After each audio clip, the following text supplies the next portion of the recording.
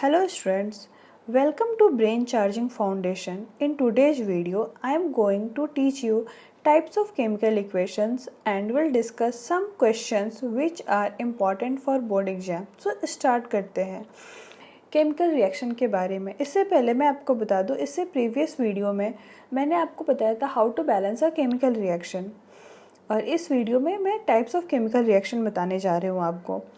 There are mainly 4 types. So first we have to know what is a chemical reaction. Chemical reaction जो हमारे चारों तरफ हमेशा ही होते रहता है, जैसे आपने रस्टिंग ऑफ आयरन देखा होगा, मिल्क को कर्ड में कन्वर्ट होते हुए देखा होगा।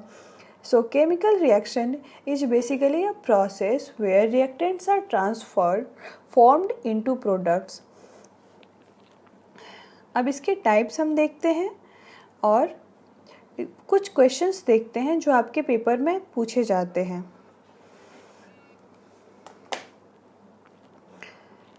ये सारे क्वेश्चंस हैं जो आपके पेपर में अक्सर पूछे जाते हैं, जैसे what type of reactions take place during the following: digestion of food in our body, heating of lime stones is to form calcium oxide and carbon dioxide, placing of copper coin in a silver nitrate solution, passage of electric current through water.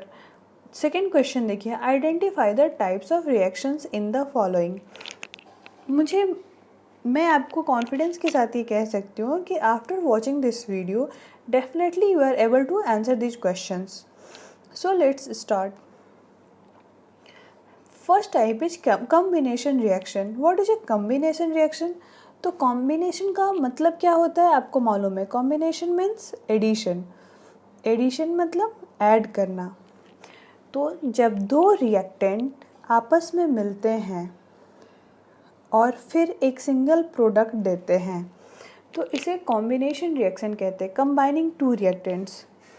देखिए यहाँ carbon जल रहा है oxygen के presence में और हमें CO2 gas मिल रहा है। कार्बन जल रहा है मीन्स जब हम कोल को, लकड़ी को या ऐसे कोई भी चीज़ों को जलाते हैं जिसके अंदर कार्बन होता है तो CO2 गैस रिलीज होता है। Carbon reacts with oxygen gas and form a carbon dioxide gas. Similarly, calcium oxide react with H2O water form calcium hydroxide. This is a aqueous means aqueous solution. तो solid calcium oxide water से react करता है और calcium hydroxide बनाता है। ये एक aqueous solution होता है। ये 3 रिएक्शंस बहुत ही ज़्यादा इम्पॉर्टेंट है। आप सबने चूना देखा होगा जो वाइट वॉशिंग के लिए यूज करते हैं। चूना कैसे बनता है? तो आपने देखा होगा ड्राई वाइट फॉर्म का कुछ सॉलिड लेकर आते हैं जो है कैल्शियम ऑक्साइड। उसको कहते हैं क्विक लाइम और लाइम। इसमें जब पानी को धीरे धीरे डालते हैं वाटर को तो यहाँ से बुलबुले निकलते हैं और एनर्जी रिलीज होती है। जिस भी इक्वेशन में और केमिकल रिएक्शन में एनर्जी रिलीज होती है उसे कहते हैं exothermic reaction. Exothermic reaction means जिस रिएक्शन में एनर्जी रिलीज हो रही है। So basically combination reaction is a type of exothermic reactions also. देखिए यहाँ पे हमने कैल्शियम ऑक्साइड, क्विक लाइम और लाइम को लिया, उसमें वाटर डाला, हमें क्या मिला? Calcium hydro oxide. Calcium hydro H के लिए, ऑक्सीजन के लिए oxide, so calcium hydro oxide. इसे कहते हैं लाइम वाटर और स्लेक्ट लाइम, जो हम वाइट वॉशिंग के लिए यूज करते हैं। हम लोग क्या करते हैं, दीवारों पे ये वाइट वॉशिंग करते हैं। वाइट वॉशिंग 2 से 3 दिनों बाद एयर के कार्बन डाइऑक्साइड गैस से रिएक्ट करता है और रिएक्ट करने के बाद CaCO3 देता है। मार्बल का भी फॉर्मूला सेम ही होता है और ये कैल्शियम कार्बोनेट बनाता है। और जैसे ही वो कैल्शियम कार्बोनेट बनाता है उसमें एक शाइन आ जाता है और इसीलिए हम वाइट वॉशिंग के लिए कैल्शियम हाइड्रोक्साइड का यूज करते हैं, क्योंकि इसकी वजह से वॉल में एक डिफरेंट टाइप के शाइन आ जाते हैं। बट इन तीनों चारों रिएक्शन में आप क्या देख रहे हो? इन सारे रिएक्शन में आप ये देख रहे हो कि 2 और 3 रिएक्टेंट आपस में कंबाइन कर रहे हैं और एक प्रोडक्ट दे रहे हैं। सो ये सारे रिएक्शन क्या हो गए? Combination reaction.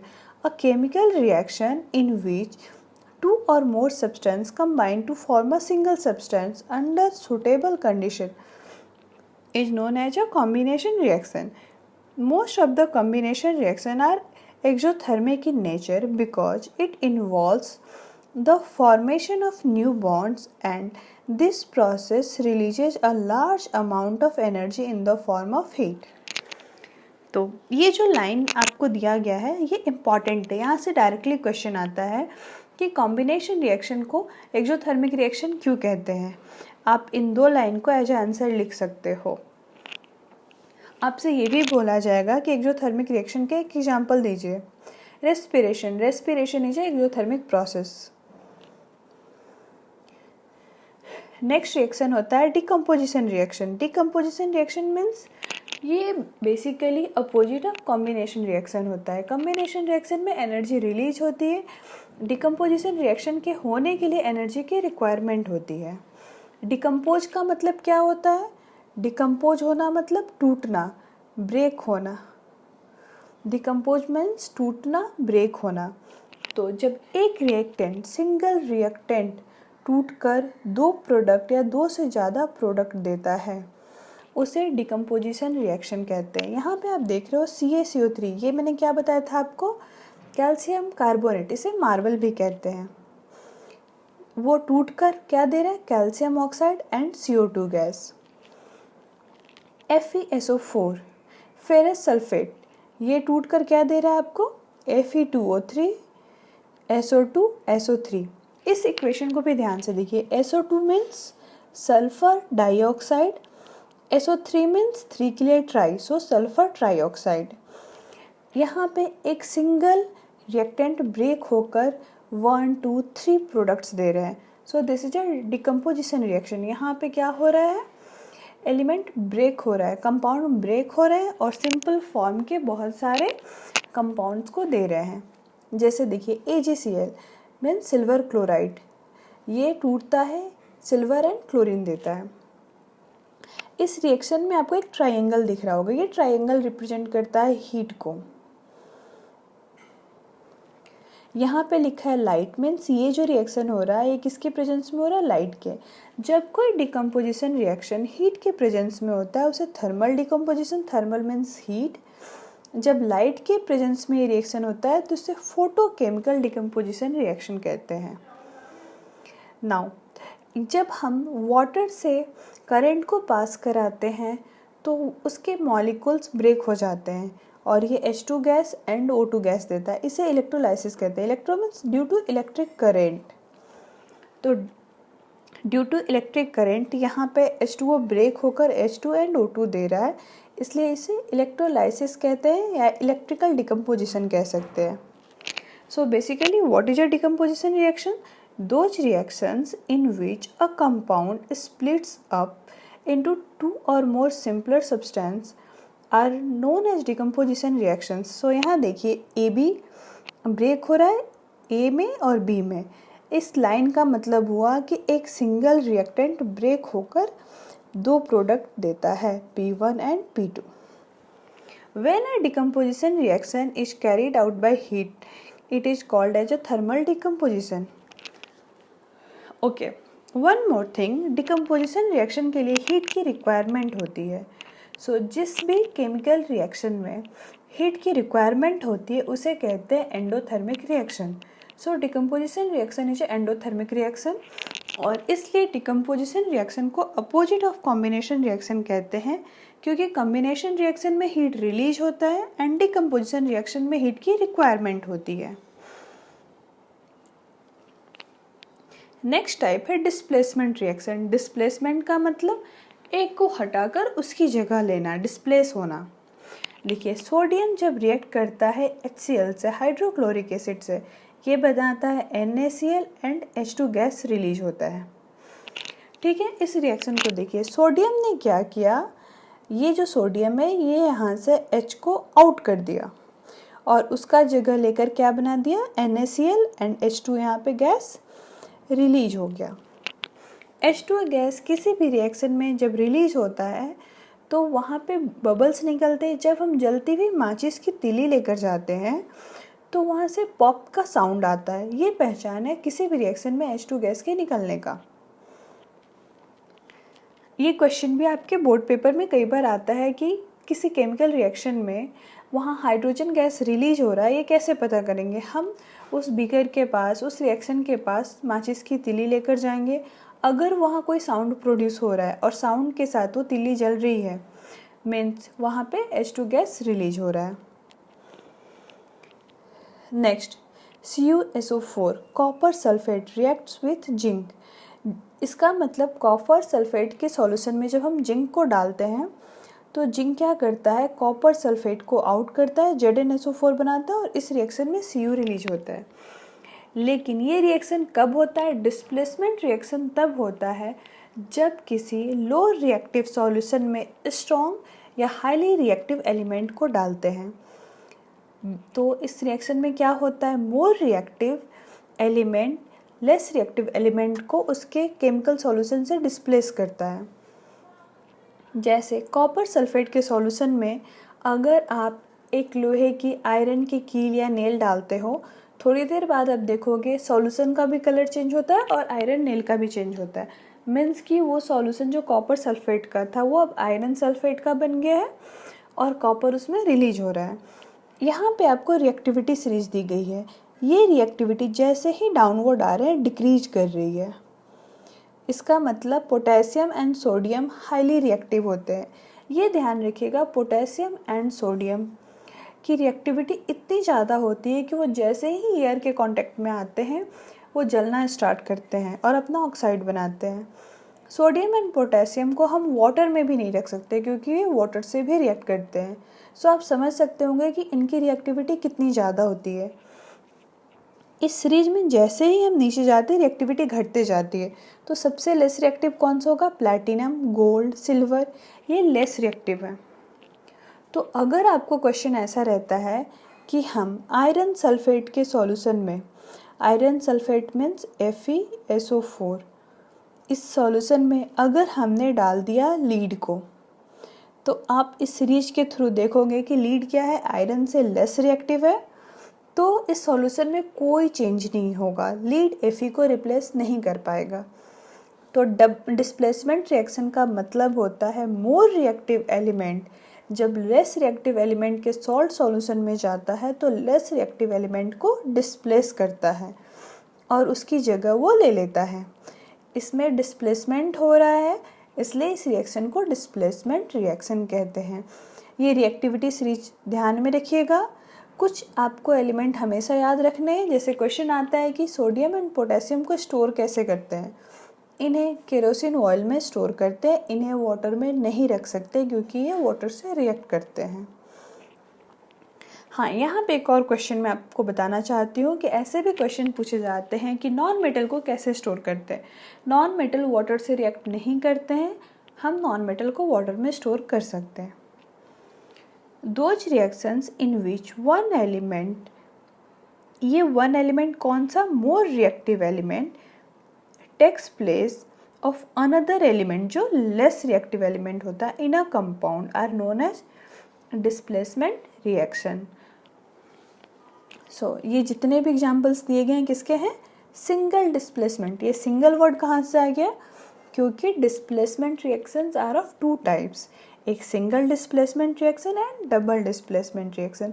जब सिंगल एलिमेंट डिस्प्लेस होता है, जैसे यहाँ सोडियम डिस्प्लेस हो रहा है हाइड्रोजन के साथ, तो यहाँ पे सिंगल डिस्प्लेसमेंट होता है। अगर दो एलिमेंट की पोजीशन चेंज होते हैं तो डबल डिस्प्लेसमेंट।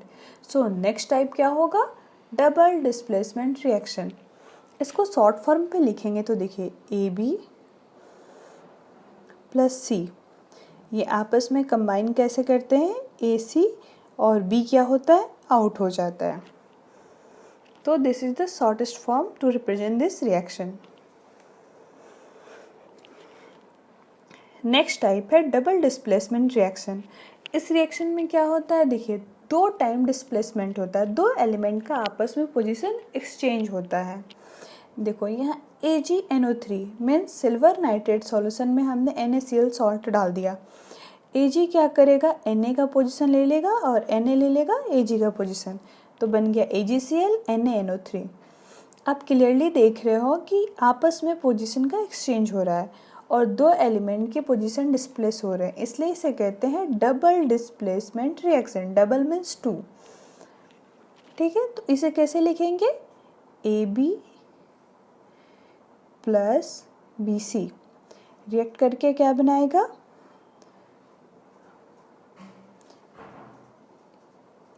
ये बनाएगा AB प्लस BC। आप इसे मोर क्लियरली लिखने के लिए क्या लिख सकते हो? AB plus CD। ये रिएक्ट करके बनाएंगे AC प्लस BD। आप देख सकते हो पोजीशन चेंज हो रहा है, इसलिए इसे कहते हैं डबल डिस्प्लेसमेंट रिएक्शन। अच्छा, कई बार क्या होता है कि ड्यूरिंग अ रिएक्शन हमें ऐसे केमिकल्स मिलते हैं जो वाटर में घुलते नहीं हैं, नीचे इकट्ठा हो जाते हैं। तो जो भी सॉल्यूशन जो वाटर में सॉल्युबल नहीं होते या किसी भी लिक्विड में सॉल्युबल नहीं होते, नहीं घुलते हैं, उन्हें प्रेसिपिटेट कहते हैं।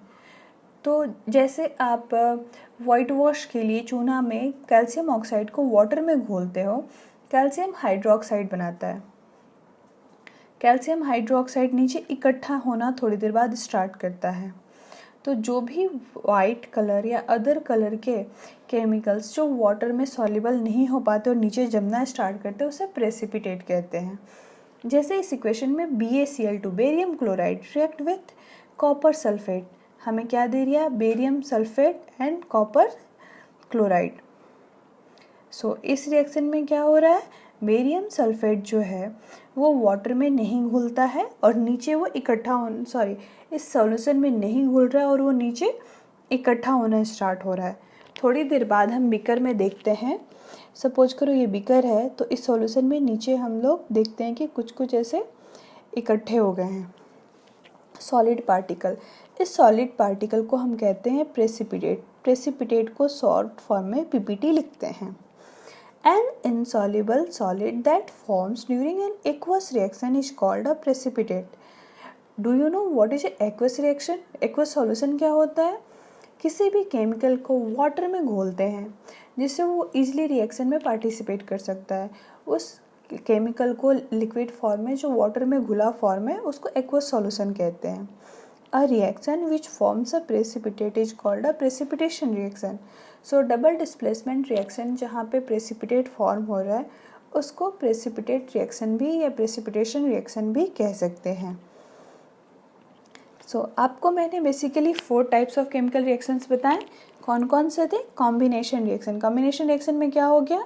2 रिएक्टेंट दोनों मिलके एक प्रोडक्ट बनाते हैं। A प्लस B कंबाइन कर बनाता है AB। डिकम्पोजिशन रिएक्शन जो अपोजिट ऑफ कॉम्बिनेशन रिएक्शन है, उसमें क्या होता है? एक रिएक्टेंट ब्रेक होकर क्या करता है? 2 प्रोडक्ट देता है। यहाँ पे देखिए AB ब्रेक हो रहा है, A एंड B 2 प्रोडक्ट देता है। डिस्प्लेसमेंट रिएक्शन में क्या होता है? मोर रिएक्टिव एलिमेंट क्या करता है? लेस रिएक्टिव एलिमेंट को डिस्प्लेस कर देता है। यहाँ पे A मोर रिएक्टिव है B से, तो B को आउट करता है और C के साथ एक रिएक्शन बनाता है। डबल डिस्प्लेसमेंट में रिएक्शन 2 टाइम्स होते हैं, 2 टाइम चेंजेस आते हैं, तो आपस में एक्सचेंज होता है। नाउ A बना लिया D के साथ, B ने बना लिया C के साथ, और या फिर A ने बना लिया C के साथ, B ने बना लिया D के साथ, और इससे पोजीशन चेंजेज हो रहा है 2 एलिमेंट्स का, इसलिए इसे कहते हैं डबल डिस्प्लेसमेंट रिएक्शन।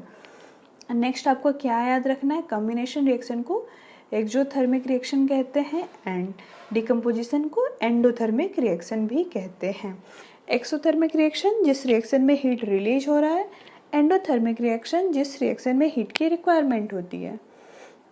नाउ अब हम देखते हैं कि जो क्वेश्चंस आपके पेपर में पूछे जाते हैं उसका आप आंसर दे पाते हो या नहीं। यहाँ देखो क्वेश्चन क्या था? What type of reaction takes place during this following. ऐसी ऐसी घटनाओं में कौन से टाइप के रिएक्शन कहे जाते हैं? Digestion of food in our body. Digestion of food का मतलब हम जो खाना खाते हैं वो कॉम्प्लेक्स फॉर्म में होता है, ये आप सब जानते हो। हमारे बॉडी में जाकर वो क्या होता है? छोटे छोटे ईजीएस्ट सॉल्युबल फॉर्म में डिकम्पोज होता है, टूटता है, इसलिए इसे कहते हैं डिकम्पोजिशन रिएक्शन। देखो, it involves breaking down the large nutrient molecules in food into smaller molecules, जिसकी वजह से इजीली उसे डाइजेस्ट किया जा सके।